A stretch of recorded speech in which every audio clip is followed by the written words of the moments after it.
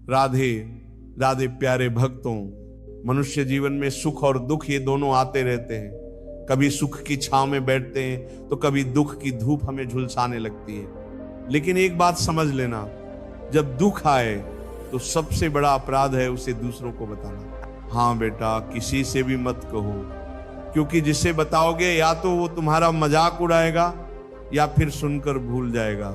लेकिन एक है जो कभी नहीं भूलता, वो है तुम्हारा प्रभु श्री हरि।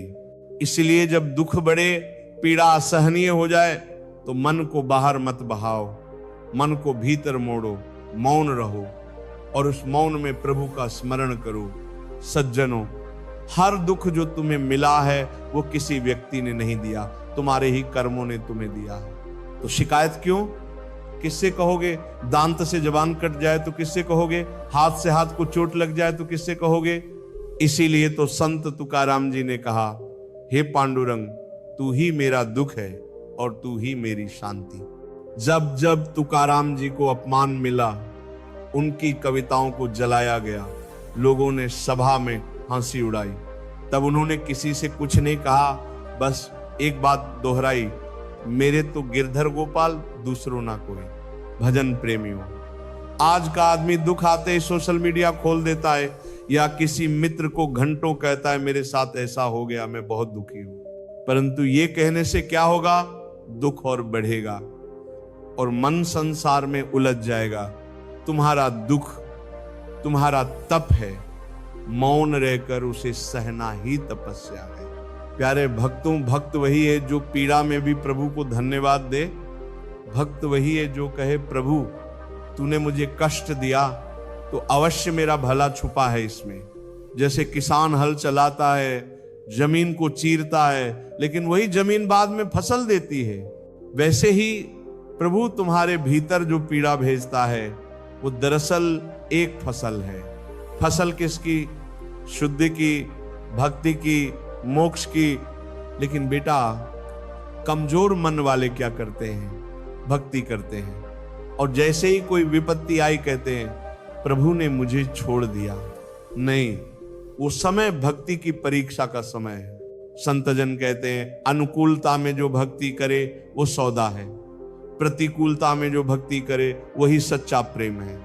सज्जनों, अगर कोई तुम्हें दुख दे रहा है, बार बार तुम्हारा अपमान कर रहा है, तो वो व्यक्ति नहीं, तुम्हारे कर्म तुम्हें सजा दे रहे हैं। इसलिए शांत रहो, मौन रहो।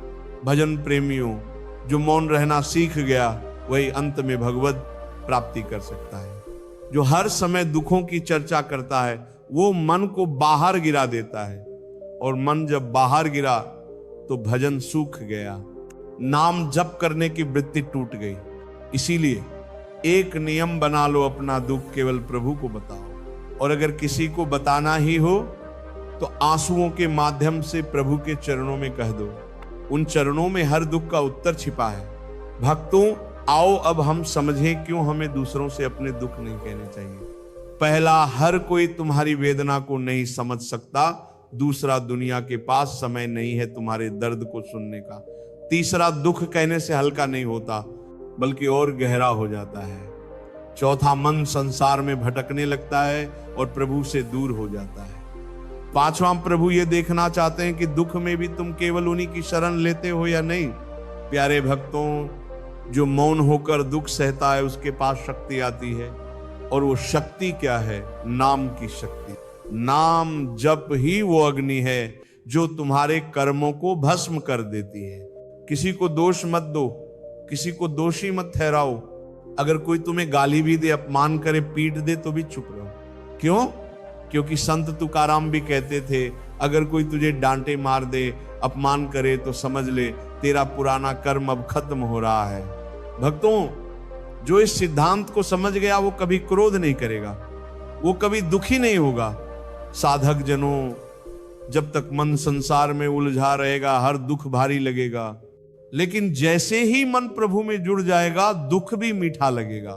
बेटा, जो दुख की बात प्रभु से की जाती है वो दुआ बन जाती है, और जो दुख की बात दुनिया से की जाती है वो शिकायत बन जाती है। भजन प्रेमियों, शिकायत से कोई नहीं बदलता, लेकिन समर्पण से सब कुछ बदल जाता है। आओ अब अंत में एक मंत्र अपने जीवन का बना लो।